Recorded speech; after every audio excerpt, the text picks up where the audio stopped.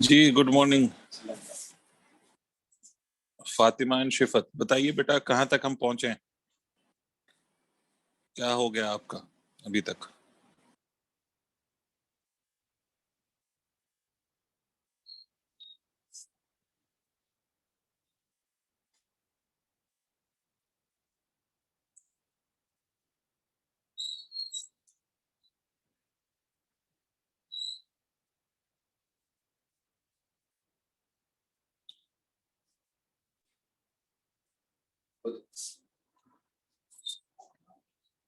बच्चों बताइए कहाँ तक पहुंचे?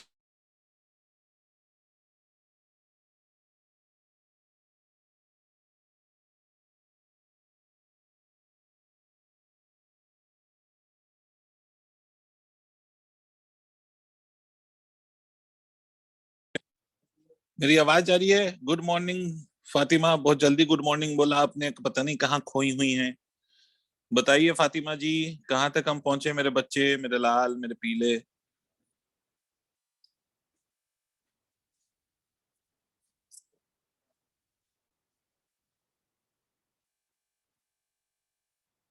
Sir, series and parallel combination of resistances. चलिए, सीरीज और पैरेलल कॉम्बिनेशन ऑफ रेजिस्टेंसेस पे कुछ सवाल मैं फिर से कुछ सवालों पे आ जाऊं, उसके बाद फिर आगे धीरे धीरे हम बात करेंगे। कॉम्बिनेशन ऑफ सेल और वगैरह खत्म करते हैं इसको, चैप्टर को। चैप्टर अगर आज खत्म ना भी हो तो बहुत पोर्शन आपका खत्म कर दूंगा मैं। ठीक है, तो देखो, सीरीज पैरेलल कॉम्बिनेशन पे डायरेक्ट क्वेश्चन बहुत, मतलब आपके नीट में डायरेक्ट क्वेश्चन पूछे गए, ऐसा नहीं कि नहीं पूछे गए। डायरेक्ट क्वेश्चन पूछे गए। मुझे नहीं पता कि आप लोगों के मोड ऑफ प्रिपरेशन क्या है। एक थोड़ी सी बात करता हूं मैं आज आपसे। मुझे आप ये बताइएगा कि आप लोग कैसे तैयारी कर रहे हैं, मतलब क्या करते हैं। ये तो जो क्लास विलास, ये तो जो भी है वो अलग बात है। इसके अलावा आप लोग क्या करते हैं? क्या है आपका मोड ऑफ प्रिपरेशन, मतलब कौन सी बुक फॉलो कर रहे हैं, कुछ कर रहे हैं, क्या कर रहे हैं? अगर माइक अनम्यूट हो सके तो बताओ।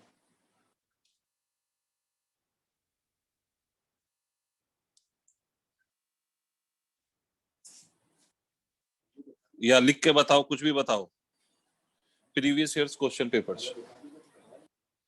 Previous years question papers, question bank. Arihant, बाप रे बाप, बहुत कर रहे हैं आप लोग तो चलिए, प्रीवियस ईयर्स क्वेश्चन पेपर जरूर करना है।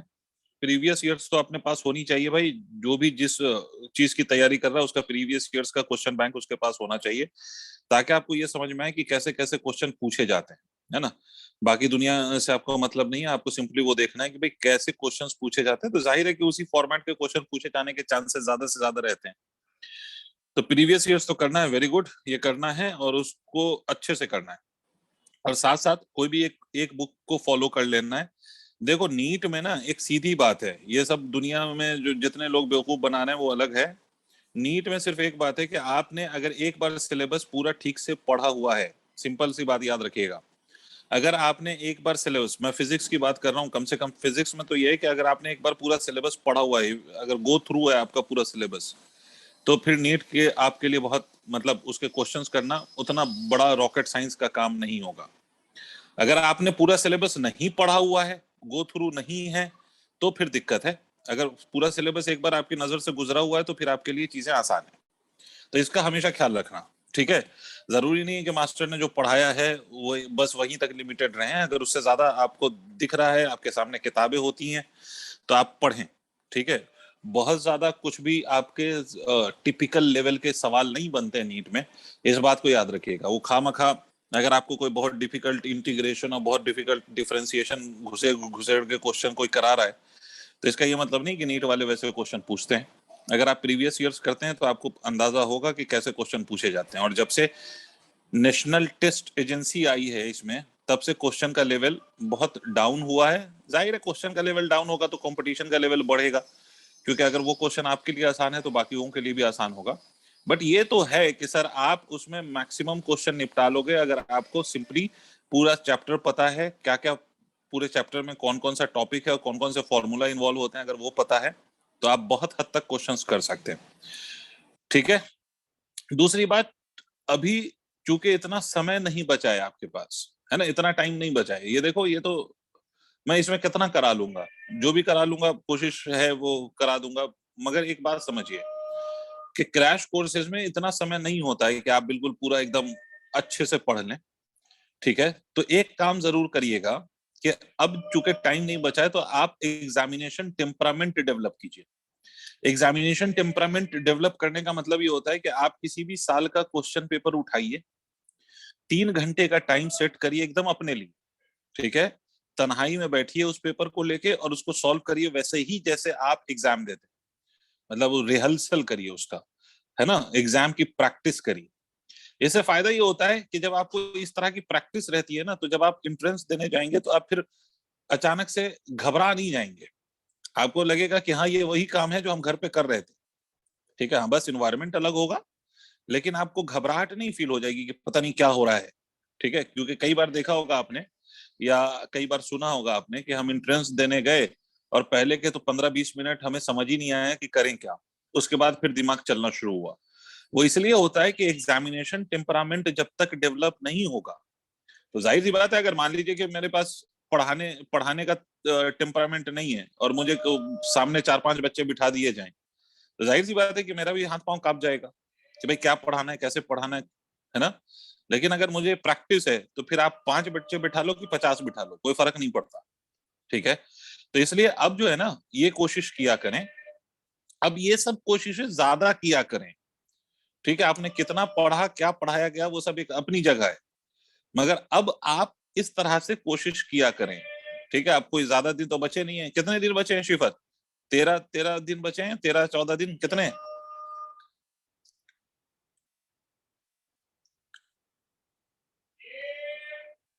खैर जितना भी दिन बचा है मुझे लगता है 13-13 दिन बचे हैं, 12 दिन। तो इस 12 दिन में कुछ अजूबा तो हो नहीं जाएगा, तो अजूबा करने के लिए आपको खुद ही करना पड़ेगा जो भी करेंगे आप, ठीक है। इस बात को समझिए और इस तरह से कोशिश करिए और एग्जामिनेशन टेम्परामेंट प्लीज डेवलप करिए, ठीक है, bye sitting in isolation and solving any any of the question paper.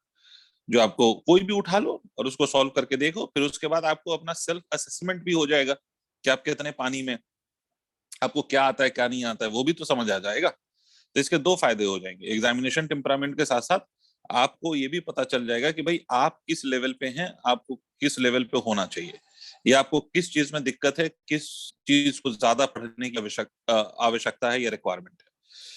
खैर चलिए, तो रजिस्टर के प्रॉब्लम को मैं थोड़े से और कुछ टाइप सिखा देता हूँ कि रजिस्टर में एक चीज और याद रखिए प्रॉब्लम्स में, कि हमेशा बेटा सीरीज और पैरेलल आइडेंटिफाई हो जाए ये जरूरी नहीं है। तो सीरीज और पैरेलल को आइडेंटिफाई करने के लिए बड़े सारे तरीके बनाए गए हैं, ठीक है। अब कौन सा तरीका कहाँ पर फिट होता है वो तो प्रैक्टिस से आएगा। जरूरी नहीं है कि कोई एक क्वेश्चन रजिस्टर का जो मैं एक मेथड से कर रहा हूँ उसी मेथड से सॉल्व हो, वो किसी और मेथड से भी हो सकता है। It is pure game of practice, ठीक है। प्रैक्टिस अगर आपको है तो आपके क्वेश्चन देख के आपका खुद दिमाग बताएगा कि कौन सा मेथड सुइटेबल है या कौन सा मेथड मुझे लगाना चाहिए, वो आपका दिमाग आपको खुद बता रहा होगा, ठीक है। बट वो प्रैक्टिस से आएगा, है ना। तो देखिए सर, इसमें इस वाले मेथड को ऐसे कोई नाम नहीं है, ये सब अपने आप में मेथड है, इसका कोई नाम वाम नहीं है। मैं इसको अपनी तरफ से पोटेंशियल मेथड का नाम दे देता हूँ। मैं अपनी तरफ से इसको पोटेंशियल मेथड का नाम देता हूँ, इसलिए कि इस मेथड में मैं सेम पोटेंशियल के पॉइंट को आइडेंटिफाई करके क्वेश्चन सॉल्व करूंगा। तो कैसे करूंगा अभी समझाता हूं आपको। और ये आपने देखा भी होगा, मान लीजिए कि ये एक रेजिस्टर है, ये दूसरा रेजिस्टर है, ये तीसरा रेजिस्टर है, यहाँ से एक कंडक्टर ऐसे लगा दिया सर, यहाँ से एक कंडक्टर ऐसे लगा दिया, ये इस तरह से कंडक्टर्स लगे हुए हैं, ये आर आर आर आर, ये आर आर आर आर, इस पॉइंट का नाम है पी और इस पॉइंट का नाम है क्यू, ये ऐसे। जब भी किसी सर्किट में स्ट्रेट वायर आपको दिख रही हो, तो स्ट्रेट वायर का बेसिक मतलब है कि सर हम कंडक्टर की बात कर रहे हैं। Straight wire basically the representation of a conductor. और कंडक्टर की प्रॉपर्टी ये होती है कि कंडक्टर के हर पॉइंट पे पोटेंशियल की वैल्यू सेम होती है, and this is the reason कि every conductor is called as an equipotential surface. हर कंडक्टर अपने आप में इक्विपोटेंशियल सरफेस होता है बिकॉज उसके हर पॉइंट पे पोटेंशियल की वैल्यू सेम होती है। अब जब ऐसा क्वेश्चन आए, अगर ये सिंपली ऐसे होता तब तो आंख बंद करके हम कह देते हैं कि बच्चों की तरह कि भाई ये सीरीज कॉम्बिनेशन है और कोई शक वाली बात भी नहीं, ये सीरीज है। बट सर अगर हमने इसके साथ कंडक्टर लगा दिया तो कुछ तो बदलाव है, वो नॉर्मल 3 रजिस्टर का कॉम्बिनेशन नहीं है, ये इसके साथ कुछ कंडक्टर है तो इसकी वजह से तो कुछ तो डिफरेंस आ गया सर्किट में। अब ऐसे क्वेश्चन को करने का तरीका क्या है कि मान लीजिए कि आप इस पॉइंट के पोटेंशियल को पी मान लें, भाई पोटेंशियल कुछ भी हो सकता है ना, 10 volt, 20 volt, 50 volt, X Y Z कुछ भी हो सकता है। तो मैं आपसे कह रहा हूं कि इस पॉइंट के पोटेंशियल को आप पी कहते हैं। इस पॉइंट का अगर पोटेंशियल पी है तो यहाँ भी पी है, क्योंकि यहां से यहां तक सेम कंडक्टर आ रहे हैं। तो उस पॉइंट का पोटेंशियल पी, तो इस पॉइंट का भी पोटेंशियल पी। और यही कंडक्टर यहां से यहां से यहां से यहां से होता हुआ यहां पहुंच रहा है, तो इस पॉइंट का भी पोटेंशियल पी कह सकते हैं। ये point potential P P. Clear. Similarly अगर आप इस पॉइंट के पोटेंशियल को क्यू कह दें तो इसको भी आप क्यू कह सकते हैं। और ये क्यू, तो यहां से यहां से यहां से यहां से यहां से ऐसे होते होते होते होते यहां पहुंच जाइए, तो इसको भी हम क्या कहेंगे, तो इसको भी हम क्यू कहेंगे। तो अल्टीमेटली मेरे पास कितने पोटेंशियल के पॉइंट्स हैं, दो हैं। एक है पी और है दूसरा क्यू। इसके इन बिटवीन कोई तीसरा पोटेंशियल का पॉइंट नहीं है, या कोई तीसरा पोटेंशियल लाई नहीं कर रहा। क्लियर। तो आप क्या करते हैं, अब हम जिसके अक्रॉस हमें इक्विवेलेंट रेजिस्टेंस निकालना है, क्या निकालना है, इक्विवेलेंट, उसको एंड्स पे ड्रॉ कर दो। पी और क्यू को ऐसे ड्रॉ कर दो, एंड्स पे हमने ड्रॉ कर दिया, जिसके अक्रॉस निकालना है उसको हम एंड पे ड्रॉ कर दें। और कोई अगर अननोन और भी कोई पॉइंट होता तो इन बिटवीन हम एकोमोडेट करते, मतलब उसको इन बिटवीन दिखाते। बट यहाँ पर कोई और पॉइंट नहीं है, तो कोई इन बिटवीन होगा भी नहीं। तो ये जो पी और क्यू हमने ड्रॉ कर दिया। अब इस पी और क्यू के बीच में देखिए रेजिस्टर किस तरह से कनेक्टेड है। तो ध्यान से देखिए, ये वाला रेजिस्टर भी पी और क्यू के बीच में कनेक्टेड है, ये वाला रेजिस्टर भी पी और क्यू के बीच में कनेक्टेड है, और ये वाला रेजिस्टर भी पी और क्यू के ही बीच में कनेक्टेड है। मतलब all these three resistors are connected across the same potential points P and Q. इसका मतलब क्या होएगा सर, इसका मतलब ये होगा ये पी क्यू के अक्रॉस कनेक्टेड है, मतलब इन दोनों के, इस वाले रेजिस्टर के अक्रॉस जो दो पोटेंशियल है वो पी और क्यू है। पोटेंशियल डिफरेंस क्या हो गया, तो पोटेंशियल डिफरेंस पी क्यू हो गया ना, पी माइनस क्यू या पी क्यू जो भी कहना है। इसी तरह से दूसरा वाला रेजिस्टर भी इसी के अक्रॉस कनेक्टेड है। तो हमें मालूम है कि अगर किसी भी दो रेजिस्टर के अक्रॉस या किसी भी नंबर ऑफ रेजिस्टर के अक्रॉस अगर पोटेंशियल डिफरेंस सेम हो, तो उस कॉम्बिनेशन को जाहिर है कि पैरेलल कॉम्बिनेशन कहते हैं। तो यहाँ पर क्या होगा सर, तो यहाँ पर ये कॉम्बिनेशन कैसा होएगा, तो यहाँ पर ये कॉम्बिनेशन पैरेलल होगा। ठीक है। तो इसका मतलब हो गया कि सर ये पैरेलल कॉम्बिनेशन है, तीन रेजिस्टर का ये कॉम्बिनेशन पैरेलल है। तो आर इक्विवेलेंट की वैल्यू क्या होगी, R/3 होगी। भाई पैरेलल में अगर रेजिस्टेंसेस की वैल्यू सेम हो, ठीक है, तो सिंपली करना क्या है, एक का रेजिस्टेंस लिखिए और उसको जितने नंबर ऑफ रेजिस्टर अवेलेबल हैं उससे डिवाइड कर दीजिए। डायरेक्ट आप ये कर सकते हैं, आपको 1/R लिखने की जरूरत नहीं है। एक का रेजिस्टेंस लिखिए और क्या करिए, जितने भी नंबर ऑफ रेजिस्टर्स हैं उससे डिवाइड कर दीजिए, प्रोवाइडेड कि आपके जो रेजिस्टेंसेस हैं वो इक्वल हो। समझ आ गया ये मेथड।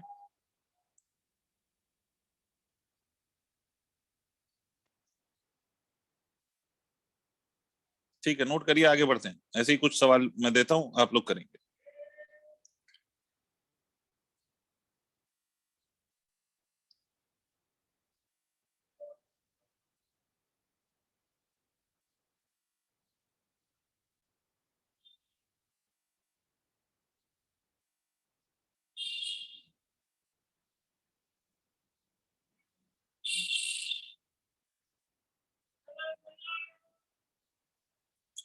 चलिए कुछ क्वेश्चंस करिए। ये मान लीजिए ऐसे कोई कंडक्टर है, तो वैसे आपको दिखाई दे रहा है गोल सा कंडक्टर रिंग शेप का, और इसमें ऐसे रेजिस्टर्स लगे हुए हैं। ये पॉइंट पी है, ये पॉइंट क्यू है। Resistors are of resistances R. आपको बताना है कि इसका आर इक्विवेलेंट कितना होगा अक्रॉस पी एंड क्यू। ठीक है। इसी इसी तरह से क्या है सर, इसी तरह से मान लीजिए कि वी हैव वन मोर सवाल लाइक दिस, कि एक रेजिस्टर ये, एक रेजिस्टर ये, एक रेजिस्टर ये ऐसे, और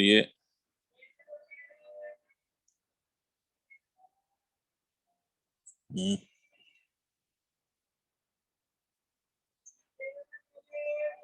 ये ऐसे लगा हुआ है, ये ऐसे लगा हुआ है।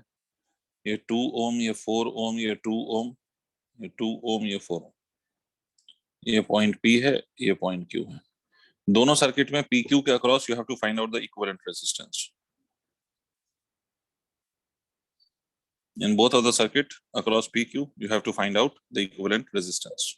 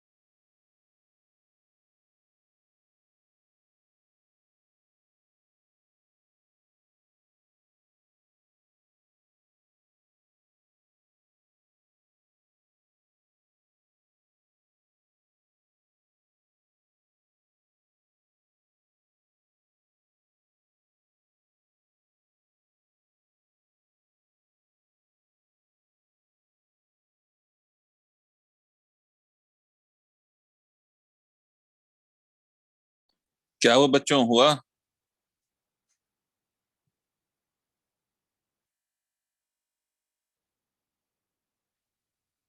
चलिए मैं सिखाता हूँ। पहले वाले का r/4 बिल्कुल सही फातिमा। पहले वाले का r/4 इसलिए क्योंकि अगर इस पॉइंट का पोटेंशियल Q है और ये सर्कल वाला जो है ये कंडक्टर है, तो ये भी Q होगा, ये भी Q होगा, and this will also B Q। इसका मतलब यहाँ पर चार रेजिस्टर आपको दिखाई दे रहे हैं, and all of these four resistors are obviously connected in parallel. ये जो सारे के सारे रेजिस्टर हैं वो कैसे कनेक्टेड हैं? पैरेलल में, बिकॉज सब पी क्यू के अक्रॉस कनेक्टेड हैं। अगर आप इसका सर्किट ड्रॉ करेंगे, if you redraw the circuit, तो ये पी क्यू, ये पी क्यू के अक्रॉस, ये भी पी क्यू के अक्रॉस, एंड ये भी पी क्यू के across. All of these four are connected across the same two points P Q, इधर पी इधर क्यू। तो जब भी सारे रेजिस्टर के अक्रॉस वोल्टेज की वैल्यू सेम हो या पोटेंशियल डिफरेंस सेम हो, तो उस केस में the combination is simply called as parallel combination. तो आपका जो आर इक्विवेलेंट आएगा that would be equal to r/4 without any doubt. दूसरा वाला कर दीजिए।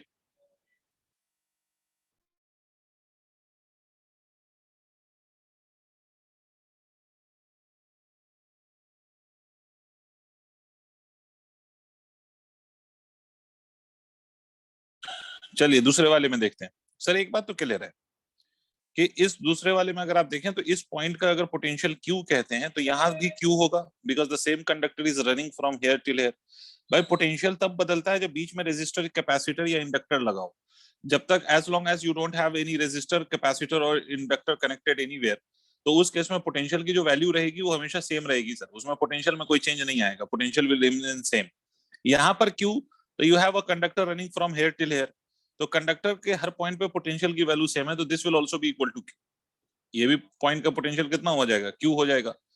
इसी तरह से सर अगर मैं यहाँ पर देखूं तो इस पॉइंट का पोटेंशियल अगर पी है, तो यही कंडक्टर तो यहाँ से यहाँ तक आ रहा है, तो इस पॉइंट का भी पोटेंशियल पी और इस पॉइंट का भी पोटेंशियल कितना हो जाएगा? तो इस पॉइंट का भी पोटेंशियल पी हो जाएगा। तो again we don't have any other points other than P and Q. We only have 2 points, one is P and another one is Q. तो इस केस में क्या होएगा सर? इस केस में आपके जो पोटेंशियल की वैल्यू है व्हाट विल बी दैट? तो ये जो पोटेंशियल आएगा सर वो आपका कितना आएगा? तो इस potential difference will be P Q. तो अगर आप ध्यान से देखें तो each of these resistors are connected across the same two potential points, जिसका पोटेंशियल कितना है? तो obviously the potential of those points is P and Q. Clear? तो यहाँ पर भी आपके जो सारे रेजिस्टर है वो पी क्यू के अक्रॉस ही कनेक्टेड है sir. All of them are connected across P and Q. ठीक है? तो यहाँ पर भी चारों के चारों कैसे हो गए sir? All of these four are in parallel.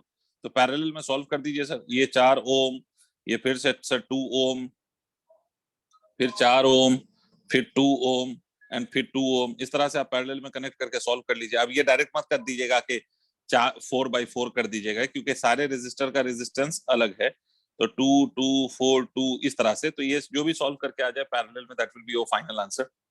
ठीक है, वही आपका फाइनल आंसर होगा। चलिए कुछ और सवाल देखते हैं इस फॉर्मेट पे।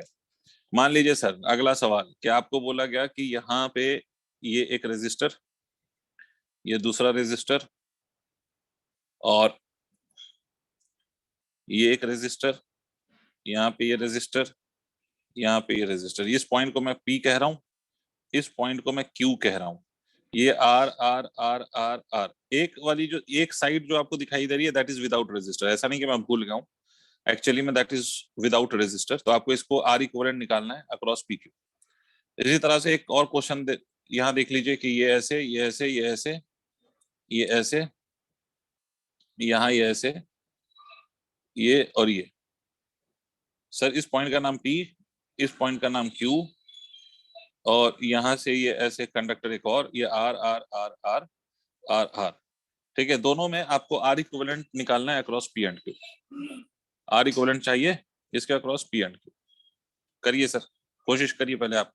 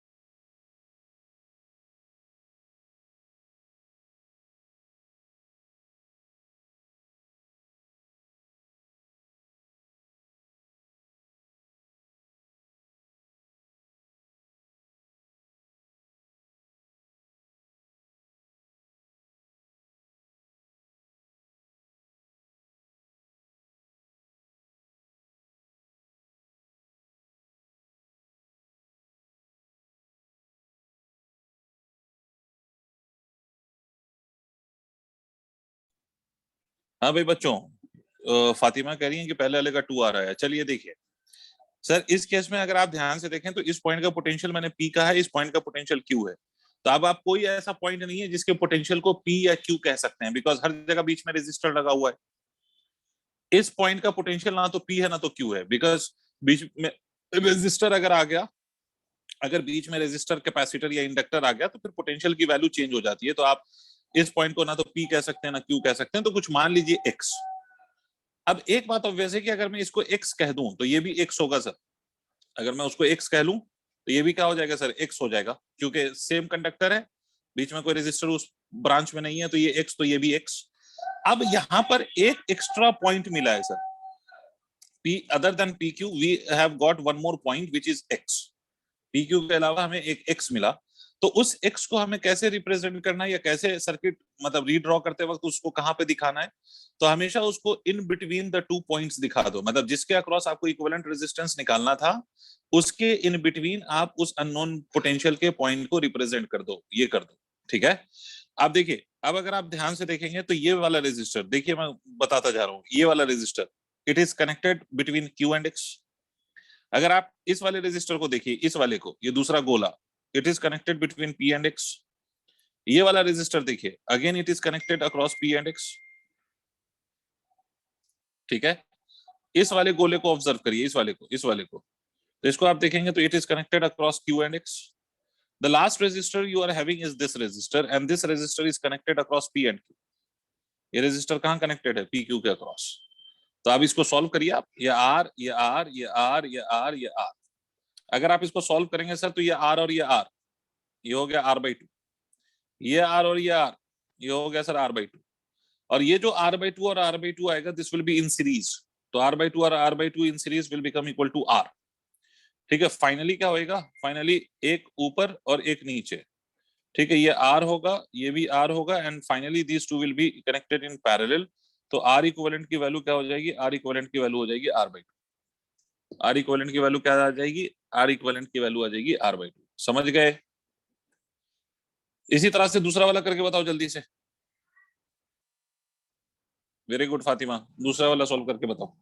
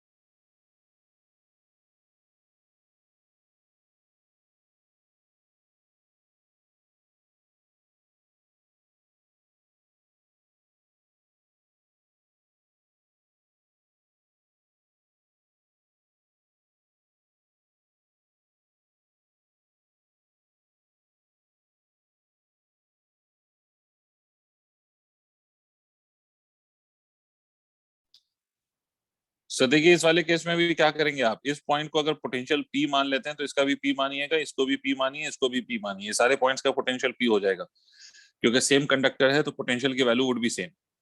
उसके बाद सर यहाँ पर क्यू अगर आप अज्यूम करते हैं, इस पॉइंट को क्यू कह लीजिए, तो ये भी क्यू है, ये भी क्यू है और ये भी क्यू है, सब क्यू क्यू क्यू है। अब इस पॉइंट का पोटेंशियल ना तो पी होगा ना तो क्यू होगा, बिकॉज ये इन बिटवीन कोई पॉइंट है, तो ये पोटेंशियल ना तो पी है और ना ही क्यू है, तो इसको आप एक्स कह लो। तो एक्स कह लोगे तो ये भी पॉइंट का पोटेंशियल क्या हो जाएगा, x, because same conductor is running from this point two that point. तो दोनों पॉइंट का जो पोटेंशियल होगा वो एक्स एक्स आ जाएगा। अब फिर आप सर्किट रीड्रॉ कर दीजिए। फिर से कहानी वही है कि सर पी और ये क्यू और इसके इन बिटवीन आपको एक अननोन पॉइंट मिला या एक तीसरा पॉइंट मिला जिसका नाम है एक्स। तो सर्किट को ड्रॉ करेंगे आप किस तरह से, तो सर्किट को ड्रॉ करेंगे इस तरह से सर, आप कि जो भी अननोन पोटेंशियल वाला पॉइंट है उसको इन बिटवीन एकोमोडेट कर दीजिए। आप देखिए पी और एक्स के बीच में again you are having the one resistor, फिर क्यू और एक्स के बीच में you are having one resistor यहाँ पर, ये देखिए। उसके अलावा और कहाँ कहाँ है, ये पी और एक्स के बीच में एक रेजिस्टर और है, ये क्यू और एक्स के बीच में एक रेजिस्टर और है, and the last resistor we are having here which is across P and Q. ये पी क्यू के अक्रॉस आप इसको कनेक्ट कर दीजिए, आपको रिजल्ट आ जाएगा। ठीक है,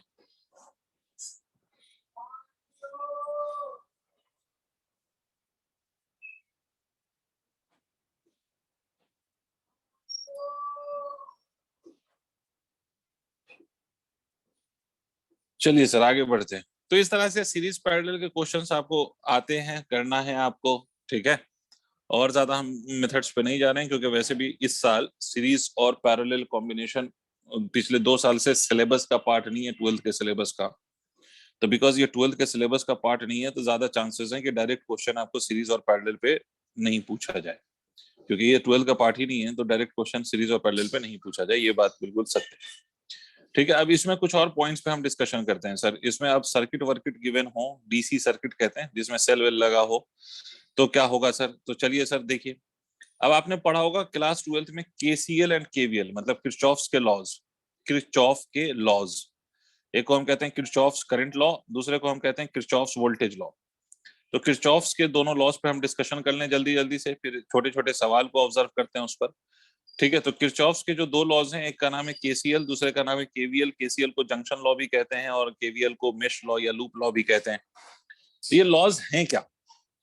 तो इस लॉ को समझने से पहले, ठीक है, ये लॉ समझ लीजिए। पहला लॉ है आपका जो केसीएल कहलाता है, किरचॉफ्स करंट लॉ। ये पहला लॉ केसीएल, ये कहता है कि सर अगर मान लीजिए कि कोई भी जंक्शन हम कंसीडर कर लेंगे ना सर्किट, जंक्शन का मतलब होता है जहां पर 2 या 2 से ज्यादा रेजिस्टर आके कनेक्ट हो रहे हो, तो उसको हम जंक्शन कहते हैं। कि अगर किसी में भी जंक्शन हम कोई अज्यूम कर लें जहां पे 2 से 2 ज्यादा रेजिस्टर्स या ब्रांचेस आगे कनेक्ट हो रहे हैं, तो उसको हम जंक्शन का नाम देंगे। तो मान लीजिए ये एक रेजिस्टर, ये एक रेजिस्टर, ये एक रेजिस्टर और यहाँ पर एक रेजिस्टर, तो these resistors are connecting at this point, तो this will be called as a junction. ये पॉइंट जो होगा ये जंक्शन कहलाएगा। तो यहाँ पर आपका करंट, मान लो कि यहाँ से करंट आ रहा है आई वन और यहाँ से करंट आ रहा है आई टू, और यहाँ से करंट बाहर आ रहा है आई थ्री और यहाँ से करंट बाहर आ रहा है आई फोर। ठीक है, तो I one, I two, I three, I four. तो बेसिकली केसीएल ये कहता है कि भाई जंक्शन पे सारे करंट का सम कितना होगा? 0। इसका मतलब है कि जितना करंट आया उतना ही करंट वहां से बाहर निकलेगा। At junction the sum of all the currents would be equal to 0। इसका मतलब है algebraic sum of all the current, algebraic sum of all the current is equal to 0 at the junction. तो इसका मतलब ये हो गया sir, I one plus of I two can be written as equal to minus of I three plus of I four. ये minus sign बस इस बात को इंडिकेट कर रहा है कि ये I one plus I two अगर जंक्शन की तरफ आ रहे हैं तो आई थ्री और आई फोर जंक्शन से दूर जा रहा है। इसका मतलब है the current that enters into a junction will be the same as the current leaving the junction. अच्छा, दूसरी बात अगर हम देखें केवीएल में, दूसरा जो लॉ है वो केवीएल है। केवीएल में पहले आप साइन कन्वेंशन याद रखें। लूप, लूप का मतलब क्या होता है? तो लूप का मतलब होता है सर कोई भी क्लोज्ड पाथ जिसमें करंट फ्लो कर सकता है, and that closed path can have resistor, cell, ठीक है, कैपेसिटर, इंडक्टर, कुछ भी हो सकता है उसके अंदर। तो लूप का बेसिक मतलब होता है क्लोज्ड पाथ। और किसी भी सर्किट में एक से ज्यादा लूप हो सकते हैं, और एक मतलब एक से ज्यादा लूप का दूसरा मतलब कि एक से ज्यादा क्लोज्ड पाथ हो सकते हैं। ठीक है, तो अगर मान लो कि ये मैंने कोई लूप कंसीडर किया, ये लूप अगर मैंने कंसीडर किया, ये ऐसा, यहाँ पर एक सेल, ये एक सेल बना दिया फिर से हमने, ये ऐसे, ये एक क्लोज्ड पाथ है। इसको अगर आप देखो तो ये ए बी सी डी, ये क्लोज्ड पाथ है। ये ए बी सी डी एक क्लोज्ड पाथ है, और इसमें मान लीजिए कि करंट जा रहा है कुछ, ये रेजिस्टर आर है मान लेते हैं। तो सर अगर आप पॉइंट ए से चलना शुरू करो, वैसे तो आप कहीं से भी चल सकते हो, बट समझो कि मैं पॉइंट ए से बात कर रहा हूँ। लूप का बेसिक मतलब या क्लोज लूप का बेसिक मतलब है कि जहां से आपने स्टार्ट करा आप वहीं पर वापस पहुंचेंगे, तो उसको हम क्लोज लूप कहेंगे। अगर आप पॉइंट ए से पहुंचना शुरू करते हो तो सर्किट में आपको सेल भी मिल रहा है, इसी लूप में आपको रेजिस्टर भी मिल रहा है। तो आपको मालूम है कि आपके सेल का भी कुछ वोल्टेज होता है, और करंट फ्लो कर रहा है तो रेजिस्टर के अक्रॉस भी कुछ वोल्टेज मिलेगा। तो आपको सेल के अक्रॉस भी वोल्टेज मिलेगा और रेजिस्टर के अक्रॉस भी वोल्टेज मिलेगा। तो उस वोल्टेजेस का साइन क्या लेंगे आप? साइन कन्वेंशन कहते हैं इसको। साइन कैसे लेते हैं आप, है ना? मेरा जो साइन कन्वेंशन है वो किसी बुक के साइन कन्वेंशन से डिफरेंट हो सकता है, तो उससे कोई फर्क नहीं पड़ता, it is just a convention.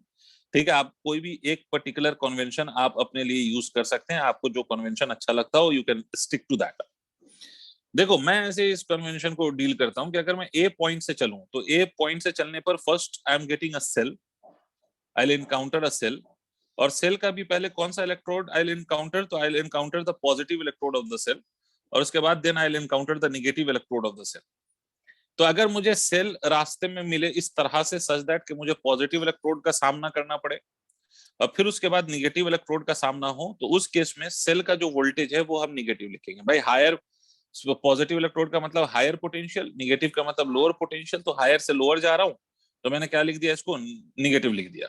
Clear है, क्योंकि पोटेंशियल का ड्रॉप हो रहा है, हायर से लोअर जा रहा हूं। तो इसका मतलब कि अगर इसी में उल्टा चला जाऊं सच दैट कि पहले निगेटिव मिले फिर पॉजिटिव मिले, तो इसका मतलब है कि मैं लोअर से हायर जा रहा हूँ, इसका मतलब वोल्टेज का राइज हो रहा है। तो इसको मैं इस केस में वोल्टेज ऑफ द सेल को I will take it as positive. ठीक है, इस केस में हम वोल्टेज को क्या करेंगे, वोल्टेज को will be taking it as positive. I hope आपको मेरी बात समझ आ गई। दूसरा केस, रास्ते में रेजिस्टर भी मिलेगा। If you encounter the resistor in the direction of current, मतलब आपको जो रेजिस्टर मिला, if you are getting that resistor in the direction in which the current is flowing, current जिस डायरेक्शन में फ्लो कर रहा है अगर उसी डायरेक्शन में आपको रेजिस्टर मिल रहा है, तो उस केस में आप रेजिस्टर के अक्रॉस जो वोल्टेज का ड्रॉप होगा, मान लो ये आर है ये आई है, मैं इसी डायरेक्शन में जा रहा हूँ जिस डायरेक्शन में करंट फ्लो हो रहा है, तो आई आर को हम निगेटिव लेते हैं। वो इसका कारण ये है मेरे पास कि भाई current flows from higher potential to lower potential. तो अगर I am going in the direction of current means I am going from higher potential to lower potential. तो जब भी मैं हायर से लोअर जाता हूँ I take the voltage to be negative. तो यहाँ पर इसीलिए मैंने बोला कि करंट की डायरेक्शन में अगर आप जा रहे हैं means you are going in the direction of decreasing potential, तो आप उस पोटेंशियल को कैसा ले लेंगे, तो आप उस पोटेंशियल को निगेटिव ले लेंगे। आई होप आपको मेरी बात समझ में आ गई। आप उस पोटेंशियल को निगेटिव लेंगे। अगर यही ऐसा हो जाए कि ये रेजिस्टर है R and you are going opposite to the direction of current, आप ऐसे जा रहे हो और करंट ऐसे जा रहा है, मतलब you are going from negative to positive, तो आप इस केस में आई आर को कैसा ले लेंगे, आप आई आर को पॉजिटिव ले लेंगे। तो you can stick to this sign convention और you can go to for the another sign convention, इसका उल्टा भी हो सकता है, बट आपकी मर्जी है। आप जो भी साइन कन्वेंशन यूज करेंगे you have to stick to that throughout the whole problem. पूरे सवाल के लिए वही साइन कन्वेंशन यूज करेंगे। हाँ, दूसरे सवाल में दूसरा साइन कन्वेंशन ले सकते हैं आप, बट एक सवाल अगर आपने एक साइन कन्वेंशन से करा है तो पूरे स्टेप में फिर वही साइन कन्वेंशन यूज करेंगे। ऐसा नहीं कि हर स्टेप में आप अपना साइन कन्वेंशन चेंज कर देंगे। तो आप देखिए केवीएल क्या कहता है। केवीएल, अब केवीएल की बात करते हैं। तो केवीएल ये कहता है कि किसी भी क्लोज लूप में, if you have any close loop, और कहीं से आप स्टार्ट करिए, मान लीजिए कि यही क्लोज लूप, ठीक है, इस क्लोज लूप में अगर मान लीजिए मैं इस पॉइंट से स्टार्ट कर रहा हूँ, तो देखो जहां से मैं स्टार्ट कर रहा हूँ, उसके पोटेंशियल को मान लो कि कुछ कह दिया मैंने, वी ए कह दिया। मैंने यहां से स्टार्ट किया, मुझे नहीं पता उसका पोटेंशियल कितना है, मैंने उस पोटेंशियल को वी ए कह दिया। कोई तकलीफ तो नहीं आपको? मान लीजिए हमने वी ए कह दिया, भाई क्या प्रॉब्लम है इसमें, कह दिया। अब वी ए कहा, उसके बाद आगे बढ़े, मैं जा रहा हूं इस लूप में ए बी सी डी, ए से होता हुआ ए से बी, बी से सी, सी से डी होता हुआ वापस कहां पहुंचूंगा, तो वापस मैं पहुंचूंगा वहीं जहां से मैंने स्टार्ट करा है, तभी तो वो क्लोज लूप है। अगर आप वहीं नहीं पहुंचते हैं जहां से आपने स्टार्ट करा है, तो that will not be considered as a close loop. समझे? ठीक है भाई, बहुत बढ़िया सर, यहां तक तो कुछ कुछ हजम हो रहा है शायद। अब सर क्या, तो वी ए सेल मिला, सेल का वोल्टेज मान लो वी है, इस सेल का वोल्टेज मान लो वी वन है, तो पहले पॉजिटिव इलेक्ट्रोड मिला फिर नेगेटिव, तो माइनस ऑफ वी लिख दीजिए। ठीक है, उसके बाद सर क्या करिए, उसके बाद आगे बढ़िए, करंट की डायरेक्शन यही है, करंट की डायरेक्शन में ये रेजिस्टर मिला तो माइनस ऑफ आई आर लिख लीजिए। ठीक है, उसके बाद सर क्या, उसके बाद फिर अगर आप देखें तो उसके बाद कुछ मिल रहा है आपको, तो उसके बाद आपको बी से सी में कुछ भी नहीं मिल रहा, ना इधर रेजिस्टर नॉर द सेल, तो आपको कुछ भी लिखने की आवश्यकता नहीं है, क्योंकि ना तो कुछ राइज हो रहा है ना तो वोल्टेज का ड्रॉप हो रहा है, तो कुछ भी लिखने की आवश्यकता नहीं। सी से डी में आप जाएंगे तो आपको सेल मिला and you have encountered the negative electrode of the cell first and then the positive electrode, तो आप लिखेंगे प्लस ऑफ V1। ये करते कुराते आप कहां पहुंचेंगे, फिर D से A में कुछ भी नहीं हो रहा है, आप वहीं पहुंचेंगे जहां से आपने स्टार्ट करा। भाई अगर जीवन में आप वहीं पहुंच जाए जहां से आपने स्टार्ट करा, तो जीवन में भले आपके उतार चढ़ाव आया हो, रिजल्ट क्या मिला, कुछ भी नहीं, खाली हाथ आए थे खाली हाथ जाएंगे। तो फाइनली आपको क्या बचा, फाइनली आप फिर उसी पॉइंट पे पहुंच गए जहां से आपने स्टार्ट करा था, तो फाइनली क्या हो गया, फिर से वीए हो गया, है ना। तो ये वीए और ये वीए कैंसिल होके क्या बच जाएगा, जीरो। इसीलिए केवीएल ये कहता है कि भाई इस केस में हम यही कह सकते हैं ना, minus V minus I R plus of V one, this whole sum is equal to zero. इसीलिए केवीएल आपको ये कहता है, केवीएल आपको ये कहता है कि किसी भी क्लोज लूप में, क्लोज लूप का मतलब कि जहां से आपने स्टार्ट किया आपको वहीं पहुंचना है, तो किसी भी क्लोज लूप में जहां से आपने स्टार्ट करा है अगर आपको वहीं पहुंचना है, तो किसी भी क्लोज लूप में सारे वोल्टेजेस के ड्रॉप का जो सम होगा that will be always equal to zero, that will always be equal to zero. KVL कहता है कि net voltage in a loop is always equal to zero. तो ये दोनों लॉज आपको क्लियर हैं। तो किसी भी क्वेश्चन को सॉल्व करने के लिए जिसमें सेल भी लगा हो, जिसमें आपका रेजिस्टर भी लगा हो, इसमें करंट वरंट निकालने को कह दिए, तो आप केवीएल यूज कर सकते हो। और वैसे भी केवीएल का अपना भी यूज है, चाहे वो कॉम्बिनेशन ऑफ सेल की बात करें तब भी हम केवीएल से सॉल्व कर सकते हैं, है ना। तो इस पे क्वेश्चंस देख लेते हैं सर जल्दी से।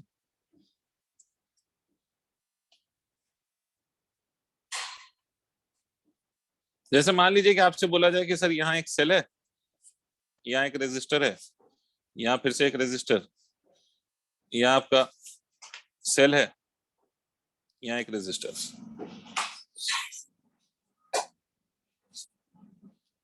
ये मान लीजिए 8 वोल्ट का सेल है, ये 4 वोल्ट का सेल है, ये 2 ओम का रेजिस्टर है, ये 1 ओम का रेजिस्टर है, ये 4 ओम का रेजिस्टर है। आपसे सवाल में पूछा मैंने कि भाई you have to find out the current in each branch. हर ब्रांच में आपको करंट बताना है। क्या करेंगे सर हर ब्रांच में करंट बताने के लिए, व्हाट विल यू डू? तो अनडाउटेडली इस केस में आपको ये नहीं दिखाई दे रहा सीरीज और पैरेलल, बिकॉज यहाँ पर सेल भी इन्वॉल्व है, रेजिस्टर्स भी इन्वॉल्व है। तो इस केस में will go for the KVL, ठीक है। और केवीएल आप कैसे अप्लाई करेंगे? तो केवीएल अप्लाई करने के लिए सबसे पहला काम आप ये करते हैं कि you divide current in the circuit. पहले तो आप करंट कहीं से भी मान लें, कुछ भी मान लें, कोई भी डायरेक्शन मान लें। केवीएल लगाने का सबसे पहला स्टेप कि आप सर्किट में करंट अज्यूम कर लें। किसी भी डायरेक्शन में आप अज्यूम कर सकते हैं, कुछ भी अज्यूम कर सकते हैं, ठीक।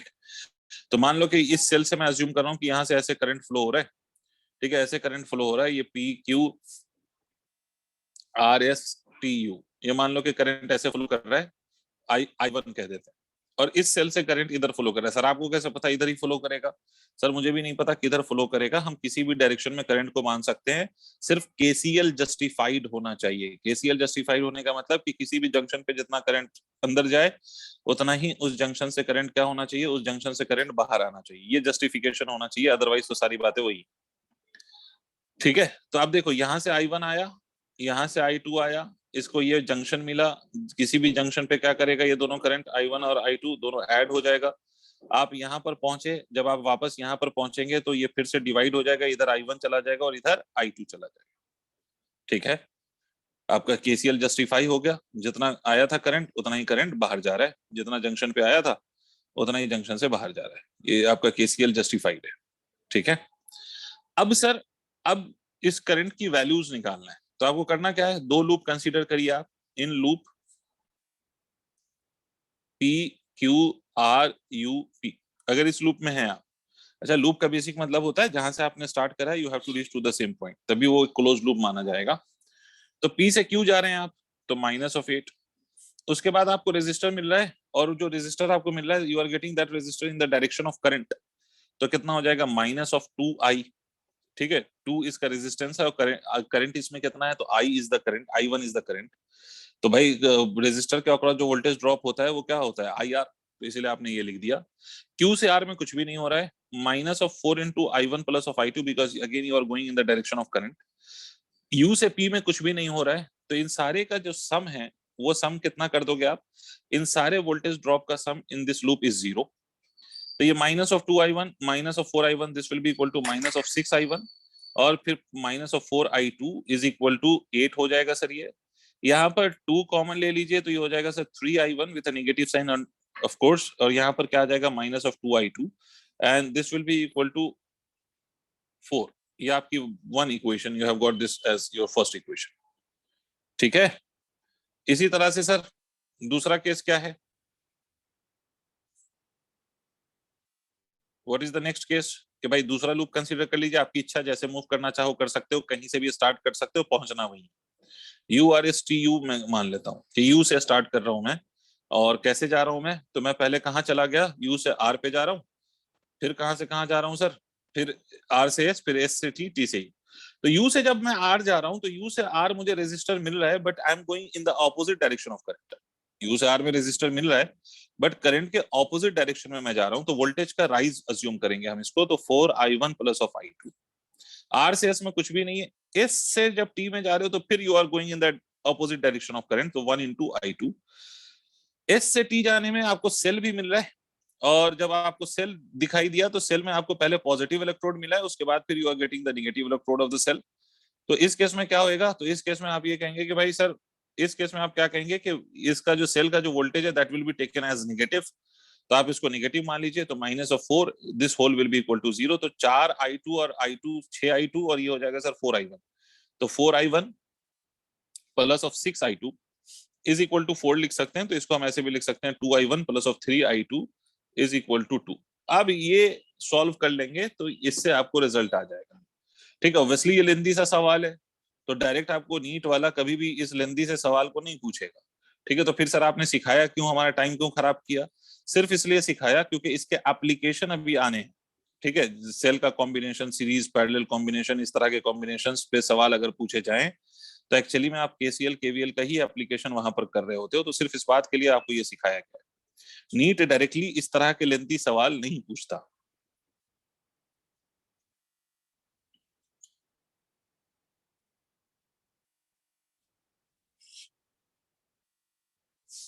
हो गया भाई?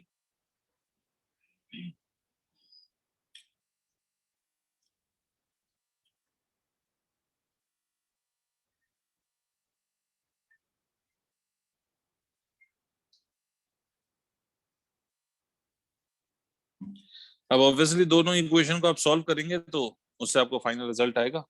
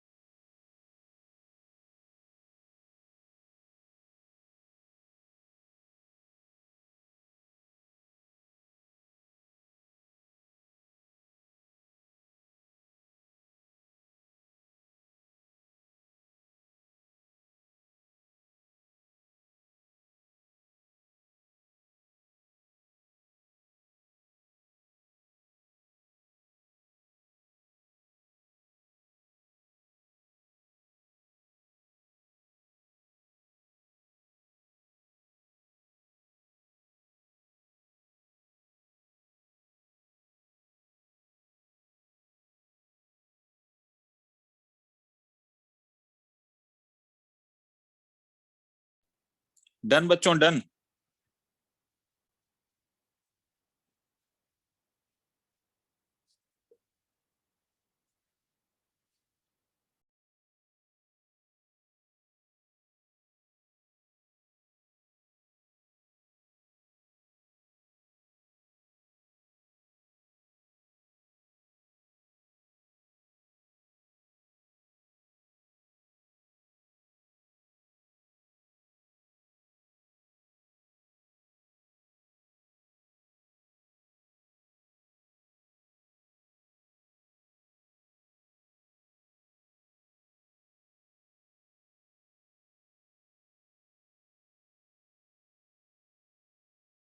जस्ट फॉर प्रैक्टिस ये सॉल्व करके मुझे बताइए, सिर्फ प्रैक्टिस के लिए, ताकि यकीन आ जाए मुझे कि आप लोग कर लेंगे। तो जस्ट फॉर प्रैक्टिस ये वाला जल्दी से सॉल्व करके मुझे बता दीजिए।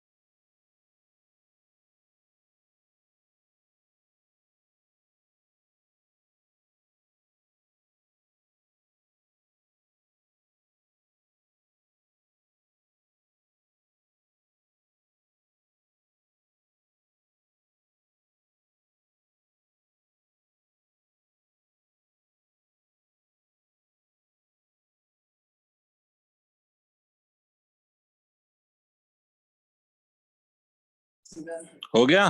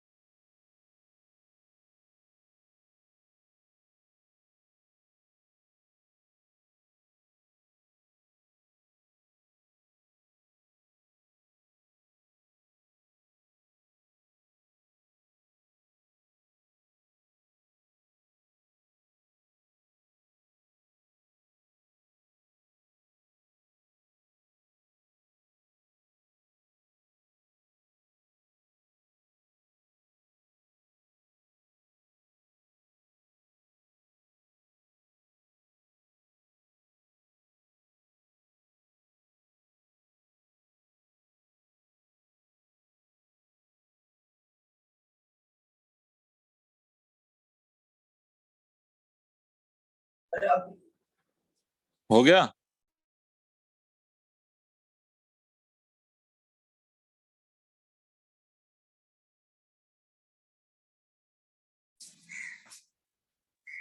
हाँ भाई, यहाँ से कुछ करंट ले लीजिए I1, यहाँ से कुछ करंट ले लीजिए I2। अगर आपने कुछ अलग तरीके से किया है तो भी सही है, उससे कोई फर्क नहीं पड़ता। जैसे मैं करंट डिस्ट्रीब्यूट कर रहा हूँ वैसे ही आप करें, ये मैंडेटरी नहीं है सर, आपका तरीका अलग हो सकता है।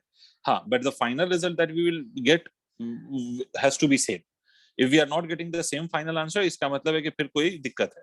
ठीक है, तो चलिए सर, यहाँ पे ये करंट I1, यहाँ पर ये करंट I2, यहाँ से ये करंट आया, यहाँ से ये करंट आया। मैंने बोला कि साहब यहाँ जो करंट जा रहा है वो I1 प्लस I2 है। यहाँ पे आ जाइए सर, यहाँ पे करंट फिर से डिवाइड हो जाएगा, इधर I1 चला जाएगा, इधर I2 चला जाएगा। क्लियर है? तो सर इस केस में क्या होएगा सर, इस केस में अब आप लूप मान लें सर। ये मान लीजिए ABCDEF, ये लूप मान लीजिए सर आप। और इस लूप में आप घूम जाइए। तो अगर आप इस लूप में घूम जाएंगे ABCDABCFA, तो सर ABCFA इस लूप में आप घूम जाइए तो ए से भी कुछ भी नहीं हो रहा। -4 into I1 plus of I2, उसके बाद आपको सेल मिल रहा है। सेल का पहले पॉजिटिव इलेक्ट्रोड फिर नेगेटिव इलेक्ट्रोड, मतलब वोल्टेज का ड्रॉप हुआ -6। ए से बी पे आप जाएंगे तो ए से बी पे आप जाएंगे -twice of I1 plus of 10 is equal to कितना, 0। ठीक है, तो -4I1 और -2I1 -6I1 -4I2, और ये 10 में 6 चला गया तो 4। ठीक है, तो ये -4 यहाँ से सॉल्व करोगे तो ये आ जाएगा sir 3I1 plus of 2I2 is equal to 2 is my first equation. ठीक है, ये ऐसे। और इसी तरह से सर अगर आप दूसरे लूप को कंसीडर करो तो इन लूप कौन सा लूप, लूप CDEFC, ये वाला लूप अगर आप कंसीडर कर लें तो इस वाले लूप में CDEFC, तो D से F जा रहे हैं तो ये -2 यहाँ यहाँ कितना, -I2। ठीक है, E से F जाने में, F से यहाँ जाएंगे तो कितना, +6, यहाँ जाएंगे तो कितना, +4 into I1 plus of I2, because you are going opposite to the direction of current, this whole will be equal to 0। तो सर ये -I2 और ये +4I2, this will become equal to 3I2 +4I1। ठीक है, और ये 6 और -2 +4 हो जाएगा, तो इधर ले आओगे तो ये -4 हो जाएगा। आई एम नॉट श्योर कि भाई आप लोगों का भी यही इक्वेशन आया या नहीं है। Have you got the same equation और have you got the different equation?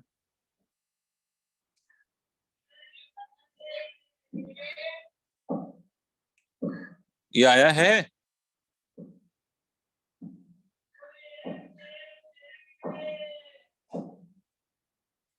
Why are you getting different equation? तो मेरे हिसाब से तो ये इक्वेशन है, इसके सिंपलीफिकेशन को देख लीजिए आप।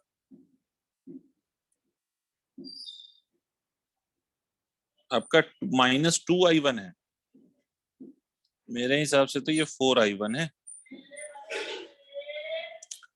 किस वाली इक्वेशन में फातिमा, पहली इक्वेशन या दूसरी इक्वेशन, कौन सी इक्वेशन में आपका -2I1 है?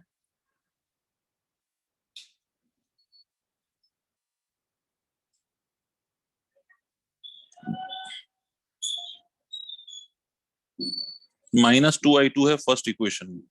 अच्छा, आपका -2I2 है फर्स्ट इक्वेशन में। मैं कैसे जा रहा हूँ, अब आपने लूप कैसे लिया उस पर भी डिपेंड करता है बेटा। ABCFA पे जा रहे हैं आप, तो ABCFA पे जाने तो C से F पे जाएंगे तो 4 इंटू I1 आएगा plus of I2 minus sign के साथ, उसके बाद -6, उसके बाद -2I1। Plus of 10 is equal to 0, तो माइनस ऑफ 4i1 और माइनस ऑफ 2i1, तो minus of 6i1 minus of 4i2, ठीक है, माइनस ऑफ 4, तो 2 कॉमन लिया तो ये हो जाएगा 3i1 प्लस ऑफ 2i2 और यहाँ 2। नहीं बेटा बिल्कुल सही है ये इक्वेशन। आपने अगर लूप ऐसे ही लिया है तो फिर यही इक्वेशन आनी चाहिए, जैसे मैंने लूप लिया है, अगर आपने भी लूप वैसे ही लिया है तो यही इक्वेशन आनी चाहिए, और अगर नहीं आ रही है इसका मतलब कुछ चमत्कार हो गया है। चलिए आगे बढ़ते हैं। तो सर ये तो सर केसीएल केवीएल ऐसे ही बताया। अब आते हैं कॉम्बिनेशन ऑफ सेल पे। कॉम्बिनेशन ऑफ सेल, यहां से सवाल पूछे जाने के चांसेस हैं। कॉम्बिनेशन ऑफ सेल, साइन भूल गई थी, ओके। कॉम्बिनेशन ऑफ सेल, अब देखो जिस तरह से रेजिस्टर का कॉम्बिनेशन होता है सीरीज और पैरेलल कॉम्बिनेशन, वैसे ही सेल का भी कॉम्बिनेशन होता है सीरीज और पैरेलल कॉम्बिनेशन। अब इसमें क्या है, सीरीज और पैरेलल कॉम्बिनेशन हमेशा याद रखो, सीरीज का मतलब करंट की value should be same, parallel का मतलब करंट विल डिवाइड। हमेशा एक सीधी बात याद रखिए, ये आपको नहीं रटना एंड टू एंड कनेक्शन या इस तरह की बातें। हमेशा सीधी सी बात याद रखिए कि सीरीज का मतलब करंट की वैल्यू सेम होनी चाहिए, करंट शुड नॉट डिवाइड, और पैरेलल का मतलब है कि करंट की वैल्यू जो होगी वो हर ब्रांच में अलग अलग होगी, मतलब डिवाइड होगी। अगर करंट डिवाइड हो रहा है तो वो कॉम्बिनेशन पैरेलल है, और करंट डिवाइड नहीं हो रहा है तो वो कॉम्बिनेशन सीरीज है। समझ रहे हैं आप मेरी बात? चलिए सर, तो अब देखिए अगर सेल इस तरह से कनेक्टेड है कि सीरीज का मतलब ये ऐसे ये ऐसे ये ऐसे, करंट डिवाइड नहीं होगा, और सेल कनेक्टेड होते हैं इस तरह से सच दैट कि एक का पॉजिटिव दूसरे के निगेटिव के साथ कनेक्टेड है, और ये सेल मान लीजिए ये E1 है, ये R1 है, इसका इंटरनल रेजिस्टेंस ये E2 है, ये R2 है, ये E3 है और R3 है। आई होप कि आपको इंटरनल रेजिस्टेंस का नाम पता है, आई होप सो। ठीक है, इंटरनल रेजिस्टेंस आपको पता है और ईएमएफ पता है। मैं डिफाइन नहीं कर रहा हूँ क्योंकि बेटा इतना समय नहीं है कि मैं डेफिनेशन करूं और एक्सप्लेन करूं कि व्हाट इज ईएमएफ। तो मैं मान के चल रहा हूं कि you must have some acquaintance with this term which is EMF, right? तो चलिए सर, इसमें मान लीजिए करंट ऐसे जा रहा है, तो हमेशा याद रखिएगा कि इस का अगर हम if we want to replace this combination by a single cell, तो उस सिंगल सेल का जो ई इक्विवेलेंट होगा that would be equal to the sum of the EMF of the individual cells E1 plus of E2 plus of E3, और R equivalent जो होगा उस single cell का that would be R1 plus of R2 plus of R3 and so on and so fourth. मतलब इस तरह के combination को हम सिंपली रिप्लेस करना चाहते हैं बाय अ सिंगल सेल, तो हम सबको ऐड कर दें, ईएमएफ को भी और आर को भी, तो we will get the value of the EMF of that single cell, जिसका ईएमएफ इन सारे ईएमएफ का सम होगा, और जिसका इंटरनल रेजिस्टेंस इन सारे इंटरनल रेजिस्टेंसेस का सम होगा। अच्छा इसी में ना, अच्छा देखो अब जो मैं टर्म लिख रहा हूं उस टर्म का कोई लेना देना एक्चुअल फिजिक्स के साथ नहीं है, या फिजिक्स में ये टर्म डिफाइंड नहीं है, बट सिर्फ मैं बच्चों को समझाने के लिए मैं ये इस टर्म को यूज करता हूं, रॉन्ग कॉम्बिनेशन। मतलब सीरीज तो है बट उस तरह से कनेक्टेड नहीं है जिस तरह से आपने ये कनेक्ट कर रखा है। मतलब क्या सर, ये एक खुपच, ये ऐसे, फिर ये ऐसे, फिर ये ऐसे, फिर ये ऐसे, फिर ये ऐसे, इस तरह से कनेक्शन, ठीक है? ये E1 है, ये R1 है, ये E2 है, ये R2 है, ये E3 है, ये R3 है। यहां से करंट ऐसे जा रहा है, यहां से करंट ऐसे फ्लो कर रहा है, ठीक है? तो अब मेरी बात ध्यान पूर्वक सुने, ध्यान से समझें। सर इस केस में आपको मेरी बात समझनी है। इस केस में अगर आप देखो तो मैंने आपसे बोला कि सीरीज कॉम्बिनेशन का मतलब है करंट डिवाइड नहीं होना चाहिए, और सीरीज कॉम्बिनेशन में मैंने डायग्रामेटिकली ये बोला कि एक सेल का पॉजिटिव दूसरे सेल के निगेटिव के साथ कनेक्टेड होना चाहिए, and so on and so fourth. But यहां पर अगर आप देखें तो इस वाले कॉम्बिनेशन में यू कैन ऑब्जर्व दैट कि negative of one is connected to negative of another, जबकि होना क्या चाहिए, negative of one should be connected to positive of another, और यहां हो क्या रहा है, negative of one is connected to negative of another. समझ में आ रही बात? तो ऐसे कॉम्बिनेशन को हम रॉन्ग कह लेते हैं। इस रॉन्ग कॉम्बिनेशन को ऐसा कॉम्बिनेशन बनाने के लिए, राइट कॉम्बिनेशन मतलब निगेटिव एक का पॉजिटिव दूसरे का, निगेटिव एक का पॉजिटिव दूसरे का, अगर निगेटिव निगेटिव जुड़ गया या पॉजिटिव पॉजिटिव जुड़ गया, सेम पोलैरिटी जुड़ गए तो रॉन्ग कॉम्बिनेशन, अपोजिट पोलैरिटी है तो राइट कॉम्बिनेशन। तो रॉन्ग को राइट बनाने के लिए हम क्या करते हैं, किसी एक सेल के पोलैरिटी को फ्लिप करते हैं। क्या करते हैं, फिर से सुने, किसी एक सेल के पोलैरिटी को क्या कर देते हैं, फ्लिप।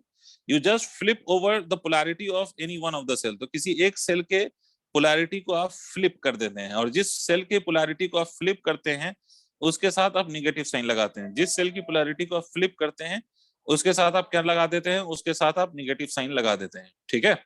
तो सर क्या करेंगे सर, आप ई इक्विवेलेंट, मान लो कि मैंने ये बीच वाले सेल की पोलैरिटी को फ्लिप किया तो E1 minus of E2 plus of E3 ये लिखेंगे।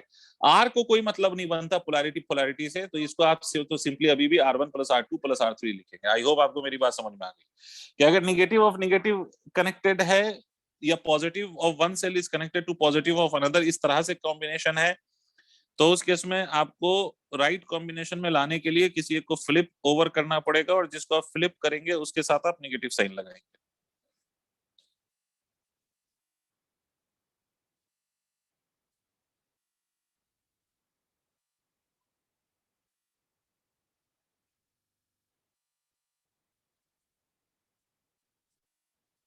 डन। चलिए एक और चीज, इसी का कॉम्बिनेशन, दूसरा कॉम्बिनेशन पैरेलल कॉम्बिनेशन।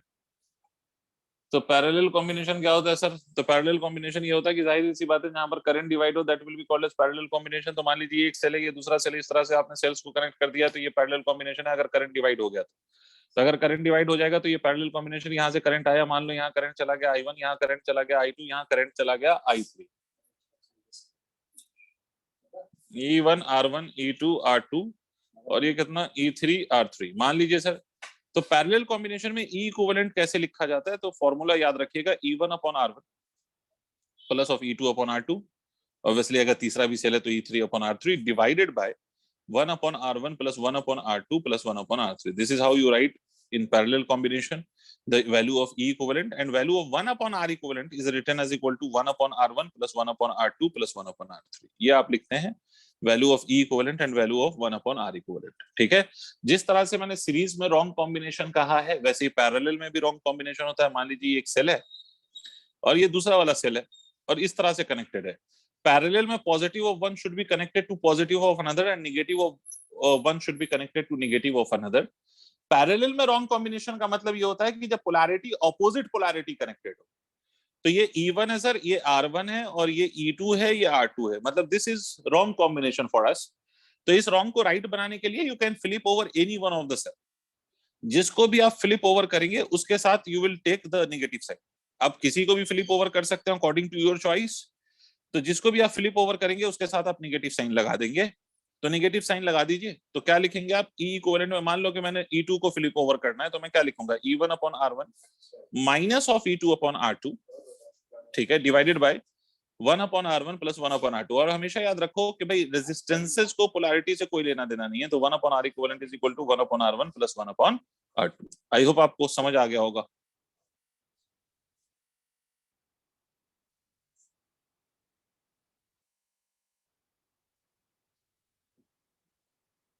ठीक है सर, तो ये सब नोट कर लीजिए। अब नेक्स्ट डे मैं इसको खत्म कर दूंगा।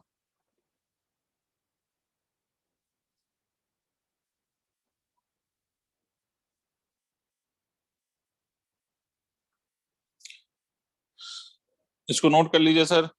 Thank you. नोट कर लिया?